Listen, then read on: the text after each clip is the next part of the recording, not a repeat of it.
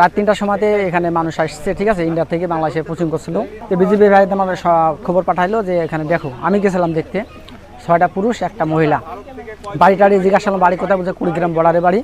এর ভিতরে 6টা মুসলমান, 1টা হিন্দু আছে। এরা 10 জন আসছিল, 3 জন কমিউনি চলে গেছে, বলতে পারছে না। আর এখন 60 জন এখানে আছে বর্তমান। বেলা 8টার সময়তে এদের বাংলাদেশের অত্যন্ত পাবলিকের চাপের জন্য ওরা চলে গেছে, উঠাইনি চলে গেছে। বাংলাদেশ পাবলিক বা বিজেপির জন্য উঠাইনি চলে গেছে, এদের বেলা 8টার সময় চলে গেছে, বিজেপি উঠাইনি চলে গেছে। আমাদের সীমান্ত ঘেঁষে রাত 3টার দিকে বিএসএফ 7 জন, 1 জন মহিলা, 6 জন পুরুষ, এদেরকে পুশিং করে আমরা গ্রামবাসী মিলে বিজেপির সাথে এটা প্রতিহত করি।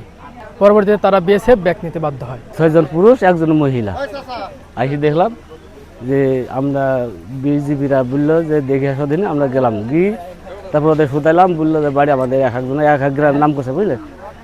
কখনো ওদের আসতে দেওয়া হয়নি। তারপরে আজ বেলা 8টার সময় ওদের হলো বিএসএফে পিল্লাই গাড়িতে নিয়ে চলে গেছে।